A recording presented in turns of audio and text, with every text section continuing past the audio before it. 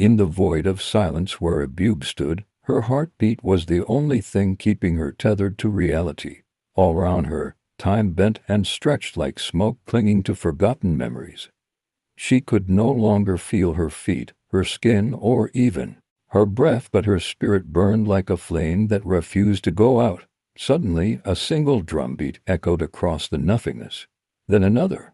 Then two more, faster, louder, as if the ancestors themselves were calling her back from the brink. A massive gate appeared before her, this one made of braided hair and bones, each skull carved with symbols of the old gods. From within a voice called, "Only blood opens the way."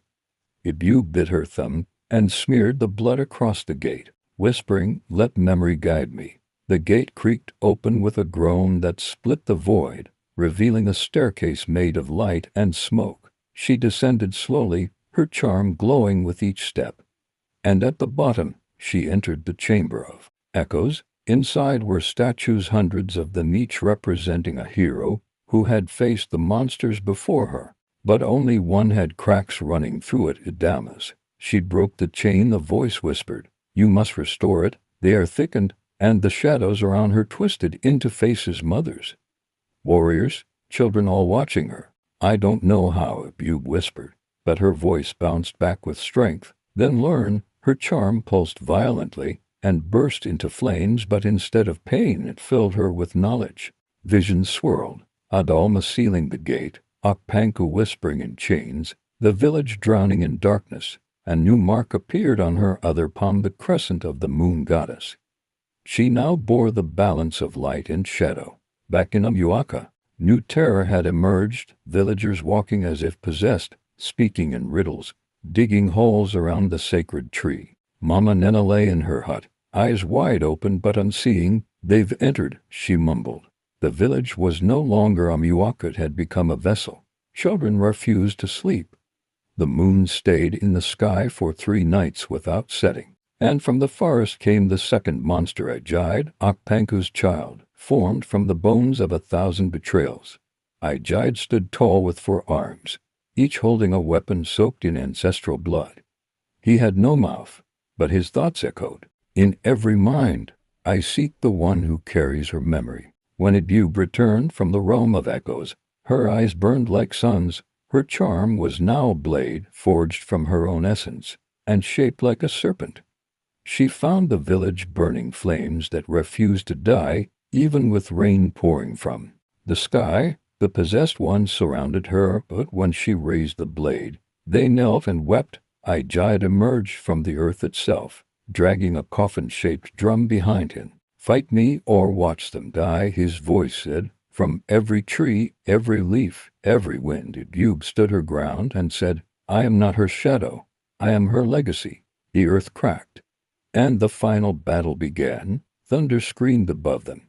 The ancestors' shrines caught fire, some crumbled, others floated. Ebube spun, deflecting a blade with her charm blade, her feet dancing like smoke on wind.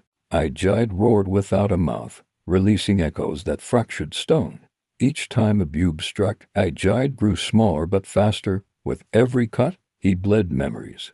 A boy punished for love, a girl buried for dreaming, a king who drowned his conscience. She realized he was not just a monster, he was every pain the village refused to heal. To defeat him, she would have to forgive what had never been forgiven. She slammed her blade into the ground and knelt. "I forgive those who cast her out. I forgive the curse." Ajide froze, the wind stopped, the moon blinked. His body began to unravel, bones floating like dust in the moonlight. But from the dust came Okpanku himself, freed by the sacrifice of Ajide. His form was not complete, half smoke, half star, but his presence made the world tremble. "You dare forgive my wrath?" he thundered. Ebube looked at him and said, "I don't forgive you. I defeat you." She raised her palms like in one shadow in the other and clapped them together. A shock wave of spirit fire raced across the land, tearing apart lies, illusions, and ancestral guilt. Okpanku screamed, a sound not heard by ears but by bones, shaking the roots of every tree and the soul of every villager. The shrine of the first mothers collapsed into dust. and from its ashes rose spirits draped in white smoke, surrounding Ebube. You are now the axis, one of the spirits whispered. Balance or be consumed. Apanka charged, his body splitting into three forms: rage, grief, and vengeance, each a beast on its own. Ebube matched them with her will alone, her blade flickering between light and shadow, dancing to a rhythm only she could hear. The villagers watched from behind the veil of spirit dust, eyes wide with awe and terror. Mama Nena, now partly spirit, wept. This is the fight we should have faced generations ago. As Ebube struck at rage, her blade shattered but not in defeat. It multiplied, becoming a ring of flying daggers glowing like stars. Grief whispered to her in her father's voice, "If you win, you lose me." "I already lost you," she replied, cutting through its chest with tears falling freely. Vengeance lunged, but she embraced it. "You are my fire, but I do not serve you." That act dissolved the last of Akpanku's shadows, leaving him as a kneeling man in chains of light. He looked up, eyes full of centuries. "Free me, child. You are free," she said. "Now face what you've become." The chains pulled him into the earth, not as punishment, but as restoration, returning him to the beginning. With his vanishing, the clouds scattered, and the moon wept rain like a benediction. But the battle had left marks, cracks in reality, portals that flickered, and one final curse yet to be lifted. In the aftermath, Ebube collapsed into sleep for 7 days, floating between worlds. The villagers sang her name each dawn and dusk, laying offerings at her hut. On the 8th day, she woke with eyes golden and voice echoing with the tone of mountains. She spoke not just as Ebube, but as the vessel of the ancestors, the girl who had walked through fire and shadow. The villagers knelt, crying, "Forgive us, forgive yourselves," she said, standing barefoot on sacred soil. But peace would not come so easily. The cursed tree at the village edge began bleeding sap as dark as night. The last death, Mama Nena whispered, was not yours. It was the village's. Generations ago, Amuaka sacrificed a child to win a war and never told the story. That child's soul had never crossed over, and now haunted the roots of the tree, feeding darkness back into the earth. To end this, we must dig up the lie, Ebube said. The elders wept, revealing the truth. They had sealed the spirit in silence and ritual, forgetting it was once love. That night, Ebube led a procession, each villager holding a candle carved with the names of forgotten children.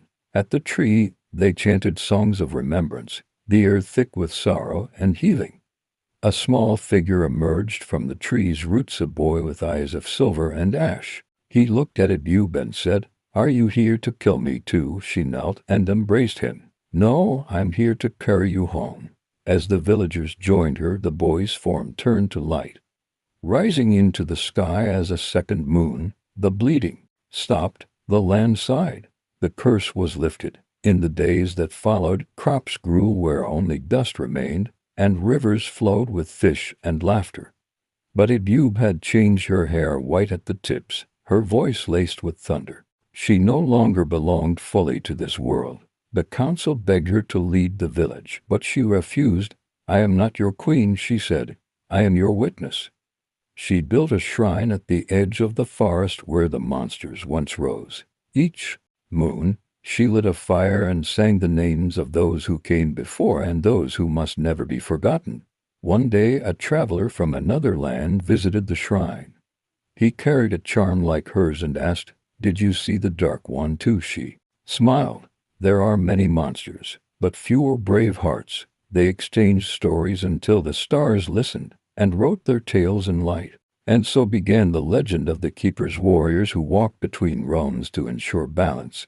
Ebube became the first keeper, guarding both the living and the forgotten. Years passed, and Ebube aged.